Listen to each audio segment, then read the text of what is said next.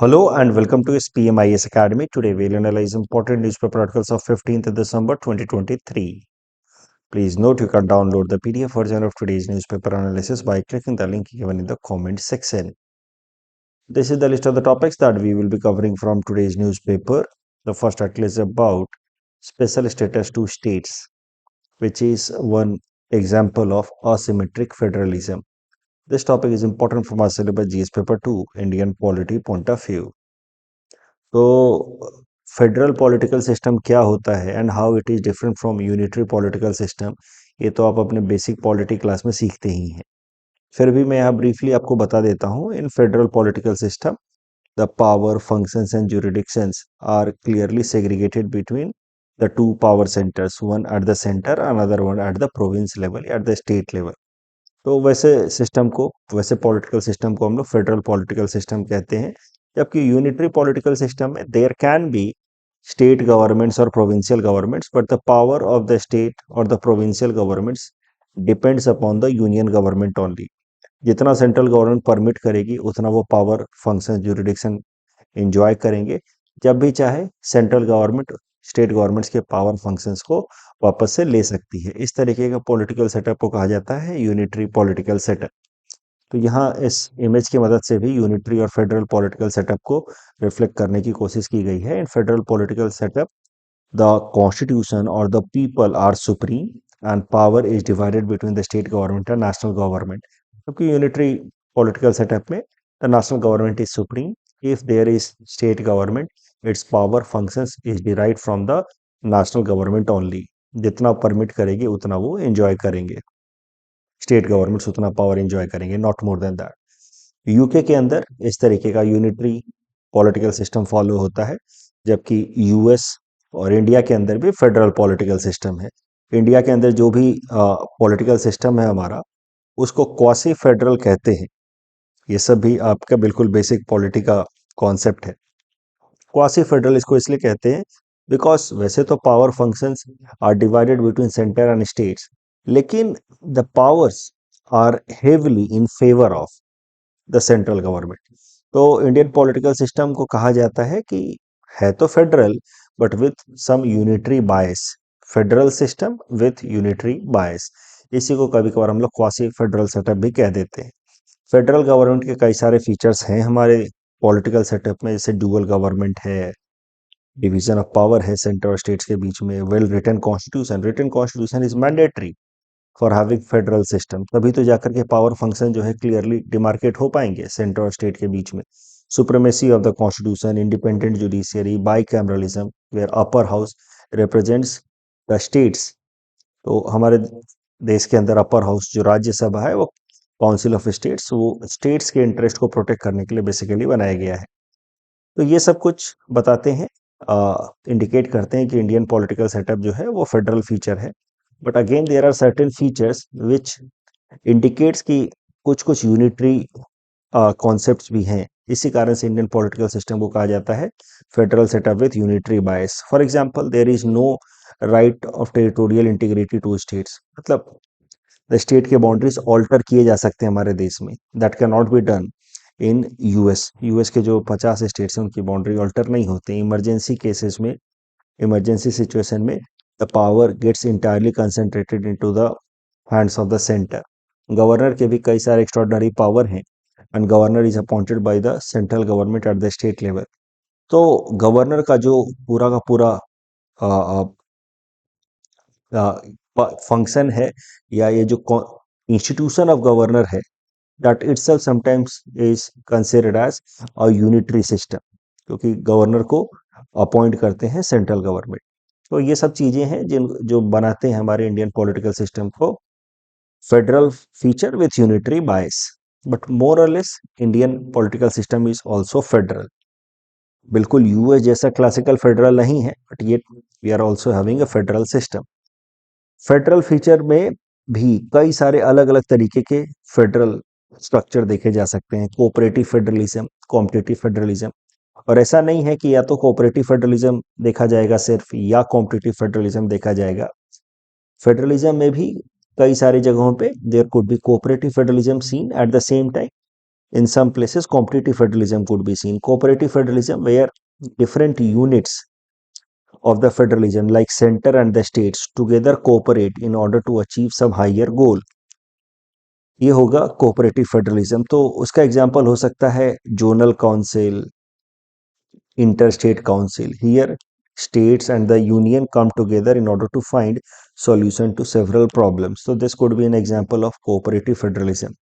Competitive federalism, where states or sometimes different units of federalism, including the center, compete with each other in order to uh, perform better than others. For example, SDG index, state health index, school education index, competitiveness index, investment readiness index, ये तमाम index जो publish करते हैं, खासकर नीति आयोग के बनने के बाद से ये इंडेक्स पब्लिश होते हैं.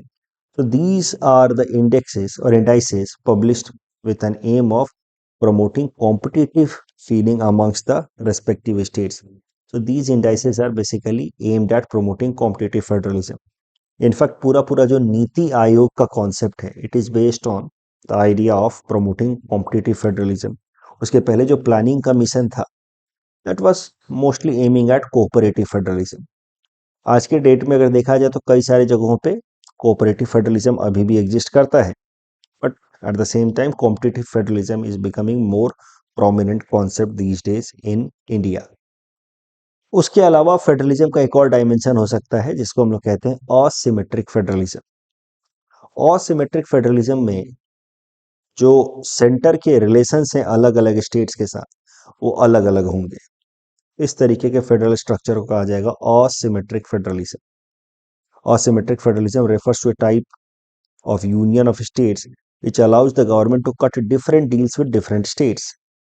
तो अलग अलग स्टेट्स के साथ अलग अलग रिलेशंस जब होंगे उनको कहा जाता है असिमेट्रिक फेडरलिज्म. असिमेट्रिक फेडरलिज्म का सबसे बेहतरीन एग्जाम्पल हुआ करता था article 370 giving special status to Jammu and Kashmir, but that was de operationalised in 2019.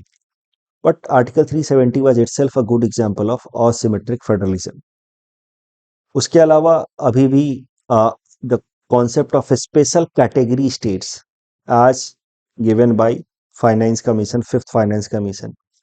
Special category states हमने हाल फिलहाल में ही न्यूज़पेपर एनालिसिस में कवर किया है, जहां पे कुछ स्टेट्स को फाइनेंशियल या फिजिकल एडवांटेज रहता है over others because of their backwardness. तो मेनली नॉर्थ ईस्टर्न एंड हिली स्टेट्स को स्पेशल कैटेगरी स्टेटस मिला हुआ है हाल फिलहाल में. तो इसको हमने हाल फिलहाल में ही 28 नवंबर 2023 के न्यूज़पेपर एनालिसिस में कवर किया था, इसलिए इसको मैं डिटेल में नहीं बताऊंगा.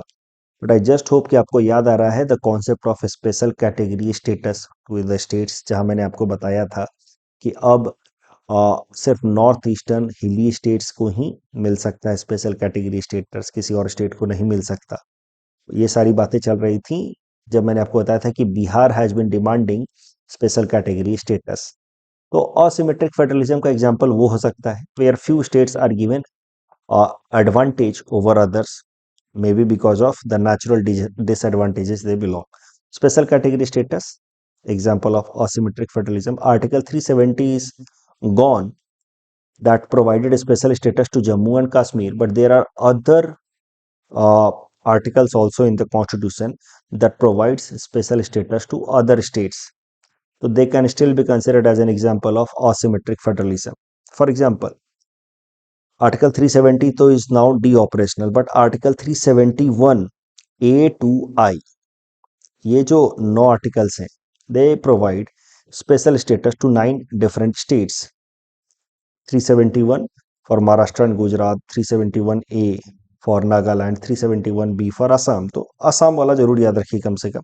Article 371 B provides special provision with respect to the state of Assam. इस तरीके से article 371 A to J, they provide special status to different states. So this could be another example of asymmetric federalism. For example, Nagaland, Mizoram की बात की जाए, they enjoy a kind of autonomy in several provisions with respect to especially religion and social practices. वहाँ पे parliament के बनाए हुए भी जो कानून है वो इन जगहों पे अप्लाई नहीं होते if they come into conflict with their religious and social practices. तो ऐसा नहीं है कि सिर्फ जम्मू और कश्मीर के ही केस में स्पेशल स्टेटस दिया गया था through constitution. There are other states also enjoying some special status as a result of constitutional provisions. Asymmetric federalism पे ये मैंने आपको क्वेश्चन दिया है. इस तरह क्वेश्चन मेंस में आप एक्सपेक्ट कर सकते हैं. तो मैंने हिंट्स भी दे रखा है. आप क्वेश्चन अटेम्प्ट करने के बाद चाहिए तो हिंट्स भी देख सकते हैं. The next article is about India's Balancing Act on Gaza. This topic is important from our syllabus GS paper 2 international relations point of view. देखिए थोड़ा सा डिटेल में समझते हैं. आपको वैसे ऐसे आर्टिकल्स हमने कई सारे कवर किए हैं. मेरा एक वीडियो है 1-1.5 घंटे का डिस्कशन किया है मैंने इजराइल पैलेस्तीन कन्फ्लिक्ट के ऊपर, जहां मैंने पूरी हिस्टोरिकल बेसिस को लेते हुए बताया है कि क्या है the current challenge in West Asia specially with respect to Israel Palestine conflict. तो एक मामले से देखें तो it's a religious issue basically, जहाँ पे जूस लोग उन्हें अपना एक अलग कंट्री बना दिया है और यहाँ के जो लोकल इस्लामिक लोग हैं Palestinians they don't want Jews to have a separate country here and that led to several wars. अब आज के डेट में now Palestinians also want to have their country, but काफी टाइम तक तो ये रिलीजियस कन्फ्लिक्ट रहा and Palestinians wanted Jews to completely move out of this place. But Israel as a country बन गया 1948 से. तो ये आप रिलीजियस कन्फ्लिक्ट की तरह भी देख सकते हैं. इसको आप अगर एक जियो पॉलिटिकल मूव की तरह देखें, जियो पॉलिटिकल गेम की तरह देखें, देन यू मे बिलीव, और इस तरह कई सारे आर्ग्यूमेंट्स भी हैं कि Israel is outpost of the US in West Asia. With help of Israel US wants to keep a tab on this strategically significant or geographical location. You see, it is on the tri-junction of the three continents. That makes it strategically very significant. That is why US keeps unconditional support with Israel in order to maintain it as an outpost of the US in West Asia. जो भी है Israel और US के जो relations हैं they are always very strong. Israel को बनाने में भी यूएस का सबसे बड़ा योगदान रहा है. फेंसिंग करके यूएस ने इजराइल को फाइनेंशियल सपोर्ट दिया, मिलिट्री सपोर्ट दिया ताकि फेंसिंग करके इजराइल कंट्री बन सके. अभी भारत के लिए क्या परिस्थिति है वेस्ट एशिया में? 1991 से पहले तक when world was in the phase of cold war, उस टाइम तक इंडिया के लिए ज्यादा ऑप्शंस थे नहीं. कोल्ड वॉर के टाइम में US had adopted anti India stand, क्योंकि हमने 1971 में यूएसएसआर के साथ फ्रेंडशिप अग्रीमेंट साइन कर लिया था. यूएस वैसे भी चाइना को सपोर्ट करता रहा है ड्यूरिंग कोल्ड वॉर. तो कोल्ड वॉर के टाइम में इंडिया के लिए कोई कंफ्यूजन था नहीं. इंडिया के लिए कॉन्सेप्ट पूरी तरह से क्लियर था. One has to keep itself away from Israel. तो इंडिया ने पूरी तरीके से पैलेस्टीनियन कॉज को सपोर्ट किया कोल्ड वॉर के टाइम में, क्योंकि ना हमें यूएस से कोई मतलब था ना इजराइल से मतलब था. इनफैक्ट हमारे हॉस्टाइल रिलेशंस थे, तो हमने इजराइल को तो रिकॉग्निशन भी नहीं दे रखा था as an independent country. We did not recognise Israel till 1992. लेकिन फिर कोल्ड वॉर खत्म हुआ.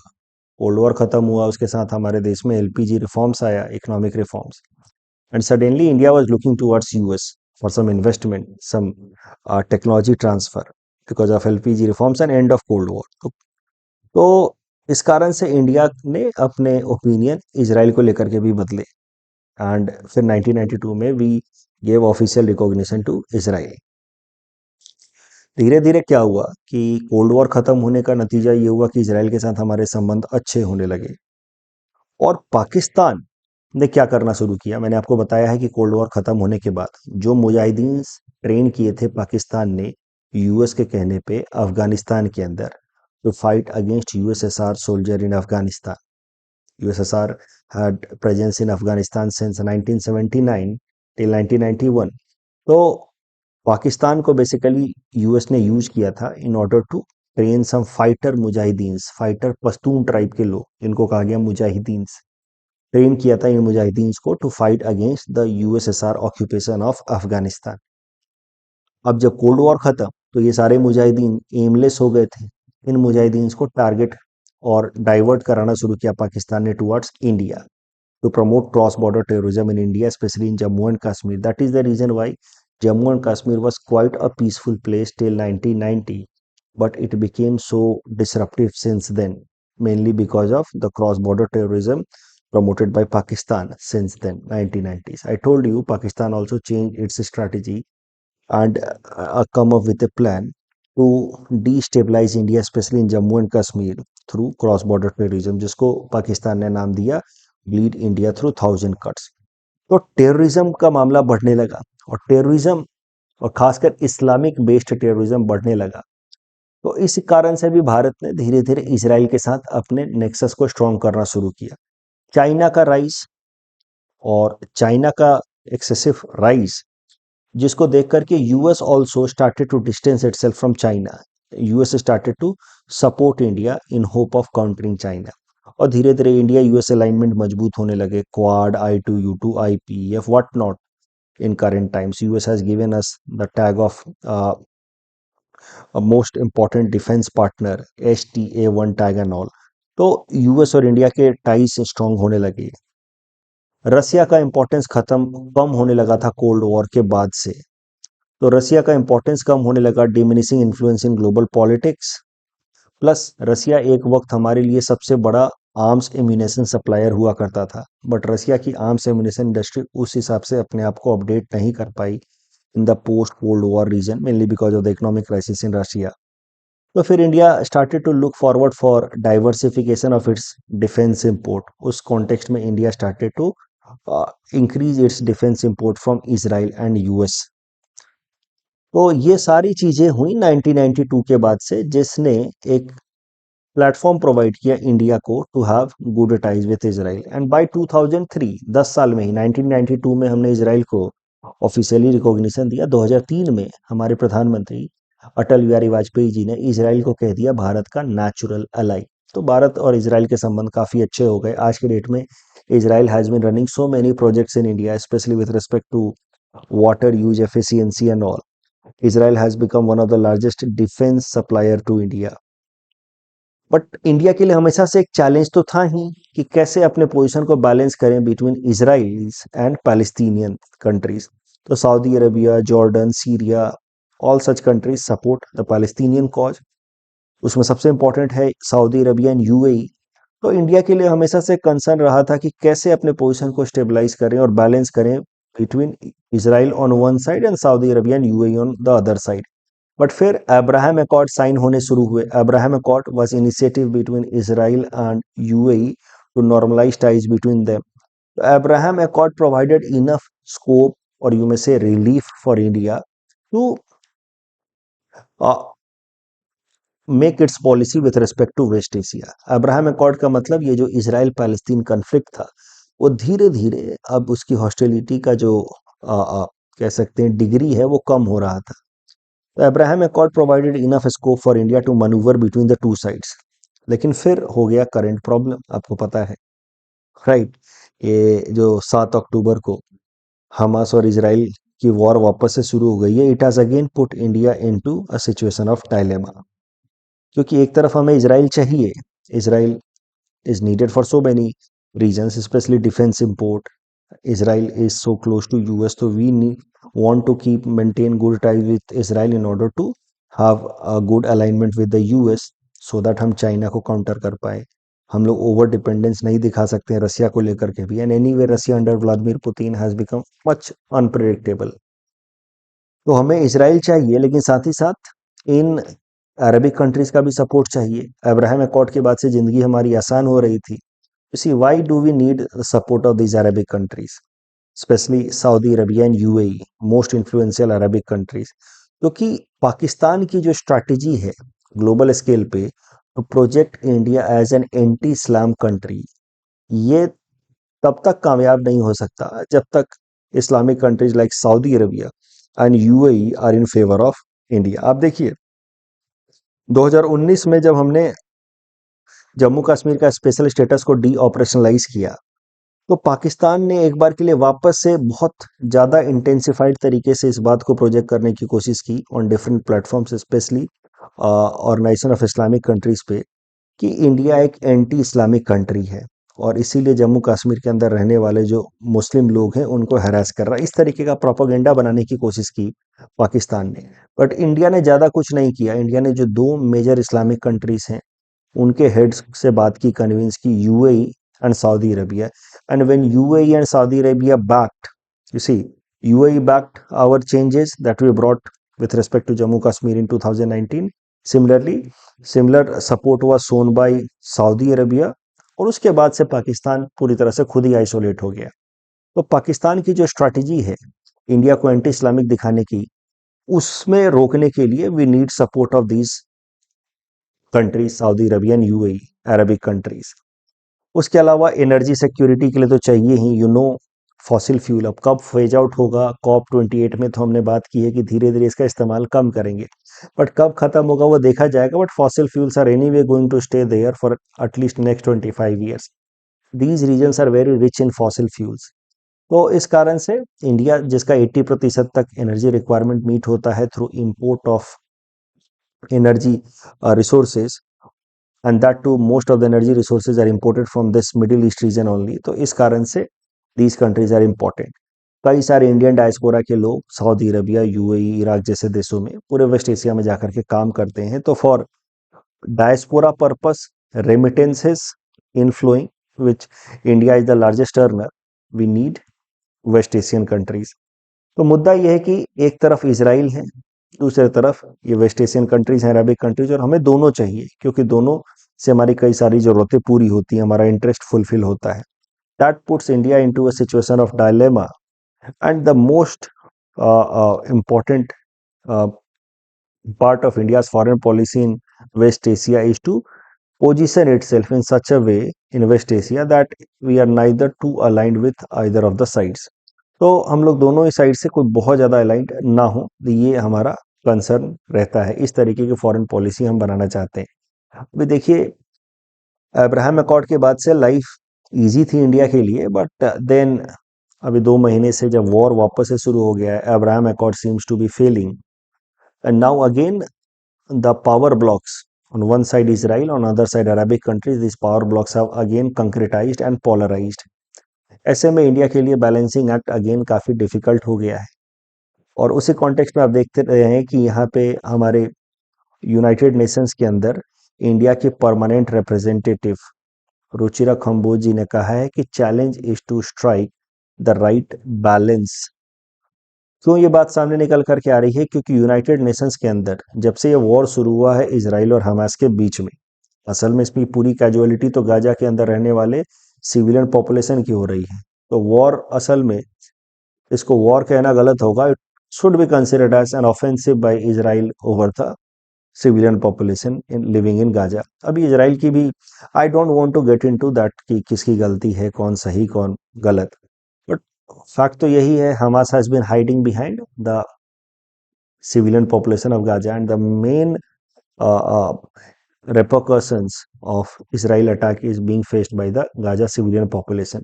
तो वहाँ जो ह्यूमैनिटेरियन क्राइसिस चल रही है उसको लेकर के कई दफ़ा यूनाइटेड नेशंस के अंदर रिजोल्यूशन प्रपोज किए गए कि इसराइल के इस ऑफेंसिव पे स्ट्रिक्ट बैन लगाया जाए और वहाँ पे ह्यूमैनिटेरियन नीड्स को पूरा करने के लिए सपोर्ट भेजा जाए। इस डायरेक्शन में कई सारे रिजोल्यूशन लाए गए। यूनाइटेड नेशन सिक्योरिटी काउंसिल में तो यूएस हमेशा इसको वीटो आउट कर देता था। यूनाइटेड नेशन जनरल असेंबली में भी रिजोल्यूशन लाए गए, but most of them were not passed. इन तमाम रिजोल्यूशंस में इंडिया ने कभी भी वोट नहीं किया, इंडिया एब्सटेन्ड, क्योंकि इंडिया को सबसे सेफ तरीका यही लगा। जितने भी रिजोल्यूशंस आए, इंडिया को पता था कि अगर हम ह्यूमैनिटेरियन पॉज के लिए फेवर में अगर हम वोट करेंगे तो इजराइल इस पर्टिकुलर फैसले को एंटी इजराइल स्टैंड की तरह देखेगा। इजराइल कहेगा कि हमारे ऊपर इतना बड़ा अटैक हो गया और आप कह रहे हैं कि ह्यूमैनिटेरियन पॉज कराया जाए। So India, for the sake of maintaining balance for last 2 months, इस तरह के जितने भी रिजोल्यूशन हुए वहां पे इंडिया ने एब्सटेन किया। लेकिन अभी हाल फिलहाल में एक इस तरीके का रिजोल्यूशन आया है यूनाइटेड नेशंस में, यूनाइटेड नेशन की जनरल असेंबली में, that talks about protection of civilians and upholding legal and humanitarian obligations, and basically suggesting humanitarian ceasefire कि इजराइल के ऑफेंसिव पे रोक लगाया जाए और वहाँ पे ह्यूमैनिटेरियन असिस्टेंस पहुँचाया जाए। इस केस में इंडिया ने इस रिजोल्यूशन के फेवर में वोट किया है। So now India is seen to be taking some stand on this particular issue, अभी तक तो हम अब्सटेन ही कर रहे थे। तो उसी कॉन्टेक्स्ट में कहा गया है कि it is very important to strike a balance. हम ऐसा नहीं कर सकते, हम प्रो इजराइल होना भी नहीं अफोर्ड कर सकते पूरी तरीके से। In that case we might end up compromising with our such interest that we get fulfilled from Arabic countries. And opposite is also true, हम पूरी तरह से अरेबिक कंट्रीज के साथ भी अलाइन नहीं हो सकते, because in that case many strategic interest of India that is aligned with Israel and US, specially with respect to China and all, वो कॉम्प्रोमाइज होगा। इन सब चीजों को देखते हुए now the problem of balancing act in West Asia has again become very difficult for India. The next article is about New Delhi declaration on artificial intelligence. This topic is important from our syllabus GS paper 3 science and technology point of view. Important है PT perspective से कम। देखिए, new Delhi के अंदर एक हाल फिलहाल में एक international conference कराई गई है। इस कॉन्फ्रेंस का नाम था global partnership on artificial intelligence summit. तो बेसिकली ये जो ग्रुप है global partnership on artificial intelligence GPAI, ये ग्रुप है 29 मेंबर्स का। उसमें से 28 देश हैं और एक पूरा यूरोपियन यूनियन एक यूनिट की तरह अपने आप को रिप्रेजेंट करता है। GPAI global partnership on artificial intelligence 2020 में बनाया गया। इसका मुख्य मकसद, जैसा नाम से ही आपको समझ आ रहा है, आर्टिफिशियल इंटेलिजेंस के फील्ड में जो डेवलपमेंट्स हो रहे हैं उनको ट्रैक करना और from prevent them from becoming anti human interest. तो आर्टिफिशियल इंटेलिजेंस को लेकर के तो कई सारे कंसर्न हैं। क्या वो सेंटिएंट हो जाएगा, ह्यूमंस को इंस्लेव कर सकता है, आर्टिफिशियल इंटेलिजेंस से इनइक्वालिटी बढ़ जाएगी, दुनिया भर में अनएम्प्लॉयमेंट बढ़ जाएगा। तो कई सारे कंसर्न्स हैं आर्टिफिशियल इंटेलिजेंस को लेकर के। उसी मुद्दे पे एक कंक्रीट फैसला लेने के लिए world wide global partnership on artificial intelligence बनाया गया है। एक ग्रुपिंग 29 मेंबर्स हैं, 28 कंट्रीज हैं प्लस यूरोपियन यूनियन। इन 29 में से इंडिया भी एक मेंबर कंट्री है। So India is part of this GPAI initiative. News ये है कि हाल फिलहाल में global partnership on artificial intelligence, इसकी एक समिट हुई न्यू दिल्ली में और वहां पे एक चार्टर को अडॉप्ट किया गया जिसको कहा गया New Delhi declaration on artificial intelligence. GPI से रिलेटेड एक और बात याद रखिए कि UNESCO is observer status of this group global partnership on artificial intelligence. Again मुद्दे पे आते हैं, न्यू दिल्ली समिट हुई, वहां पे एक डिक्लेरेशन अडॉप्ट किया गया, दिल्ली डिक्लेरेशन। वही बेसिक बातें हैं कि AI, artificial intelligence technology develop तो हो रहे हैं, but they must remain committed to some basic ideas like human rights, democratic values. We must try to develop trustworthy AI, an AI which should not go against our own interest, human interest. Inclusive AI, which means AI should try to reduce inequality, not widen it. AI should not lead to rise of problems like intellectual property violation and all. Deep fake के कारण ये सब चीजें सामने आ रही हैं। उसके अलावा एआई के अंदर एग्रीकल्चर और एग्रीकल्चर प्रोडक्टिविटी को बढ़ाना should be given A priority, ये भी इंक्लूड किया गया न्यू दिल्ली डिक्लेरेशन में। The declaration acknowledges that India's contribution in making agriculture as a part of AI agenda has been very significant. तो इंडिया एआई को push कर रहा है इन द फील्ड ऑफ एग्रीकल्चर कि कैसे उसका वहाँ ज़्यादा ज़्यादा इस्तेमाल किया जा सकता है। हाल फिलहाल में आपने देखा नमो ड्रोन दीदी स्कीम एग्रीकल्चर से रिलेटेड, तो वो भी तो एक एग्जांपल हो सकता है एआई का in agriculture. India is a country that has been pushing use of AI in field of agriculture. तो ये हो गया New Delhi declaration of global partnership on artificial intelligence. तो आपने देखा होगा, अब आपको ध्यान आ रहा होगा धीरे धीरे कि आर्टिफिशियल इंटेलिजेंस को लेकर के कई सारे फैसले हो रहे हैं। European union artificial intelligence act के बारे में मैंने आपको बताया, जो 2024 में इस पर वोटिंग होगी, 25 में फाइनलाइज होगा। एक महीने पहले लगभग मैंने आपको बताया था Bletchley park declaration. Bletchley park declaration was done in global conference held near London, UK. और अब हम बात कर रहे हैं न्यू दिल्ली डिक्लेरेशन की of global partnership on artificial intelligence. तो एआई को लेकर के कई सारे डेवलपमेंट्स हो रहे हैं। अगर हम ब्लेचले पार्क डिक्लेरेशन और न्यू दिल्ली डिक्लेरेशन को कंपेयर करें तो हमें एक मेजर अंतर देखने को मिलेगा। Bletchley park declaration aimed at first of all tackling the risk associated with AI system, कि सबसे पहले रुको, पहचानो कि क्या रिस्क है एआई से रिलेटेड, उसको एड्रेस करेंगे, and then we will promote the developments in the field of AI. तो ये जो रिस्क एसोसिएटेड विथ एआई हैं, उनको नाम दिया गया ब्लेचले पार्क डिक्लेरेशन में frontiers of AI. Okay fine, first of all let us identify the frontiers of AI and then we will promote the developments in the field of AI. जबकि ये जो new Delhi declaration है, यहाँ पे सीधा सीधा बात की गई है मिडिल पाथ की, कि रिस्क तो हैं ही, but for that we will not stop the progress of AI. तो let us continue with the innovation and risk simultaneously in a balanced manner. ये कहता है कि let us first of all identify risk, Bletchley park declaration कहता है, and then we will go for more and more innovation. New Delhi Declaration says कि we need to strike a golden mean between innovation and risk. We need to keep on promoting innovation, at the same time should have a clear cut tab on risk कि वो बहुत ज़्यादा dangerous ना हो जाए। Topic के basis पे prelims practice question हमने आपको दे रखा है। Attempt this question and submit the answer in the comment section. The next article is about states planning to return to old pension scheme. This topic is important from our syllabus GS paper 3 Indian economy point of view. देखिए, new pension scheme जो 2004 से लाया गया central government employ के लिए, 2008 से ला दिया गया सबके लिए, जिसको हम लोग कहते हैं नेशनल पेंशन स्कीम। इसको मैंने डिटेल में डिस्कस किया है in my newspaper analysis of 22 अगस्त 2023। वहां पे मैंने बताया, यहाँ पे मैं ब्रीफली बता देता हूँ, वहां पे मैंने डिटेल में एनपीएस को डिस्कस किया है। तो if you have forgotten please go and refer that.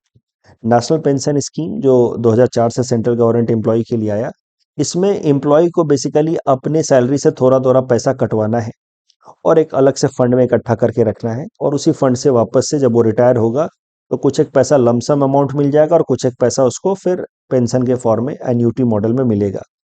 जबकि ओल्ड पेंशन स्कीम में एम्प्लॉय को नहीं पैसा देना होता था अपने पेंशन फंड में, सरकार उसको उसके सैलरी का आधा हिस्सा पार्ट, यानी कि रिटायरमेंट के टाइम में सैलरी है 1 लाख, तो 50,000 रुपए आपको, यानी कि 50% of the last withdrawn salary would be given age pension. तो मुख्य अंतर ओल्ड पेंशन और नेशनल पेंशन स्कीम में यह है कि ओल्ड पेंशन स्कीम का सारा सारा बर्डन पेंशन का सरकार उठाती थी। नेशनल पेंशन स्कीम में कुछ एक बर्डन इंडिविजुअल को भी उठाना होगा, अपने जॉब के दौरान ही उसको पेंशन फंड में पैसा जमा करना होगा। तो नेचुरल सी बात है कि कई सारी जगहों पे नेशनल पेंशन स्कीम को लेकर के प्रोटेस्ट चल रहा है। अभी कौन चाहेगा कि उसी की सैलरी से काट के बाद में उसको पेंशन दिया जाए? हर आदमी को सरकारी नौकरी में पेंशन अच्छा लगता है कि बाद में सरकार हमें बिना कुछ किए पेंशन देगी। तो इसको लेकर के, एनपीएस को लेकर के हर जगह प्रोटेस्ट चल रहा है। असम में भी प्रोटेस्ट चल रहा है कि इसको वापस लिया जाए।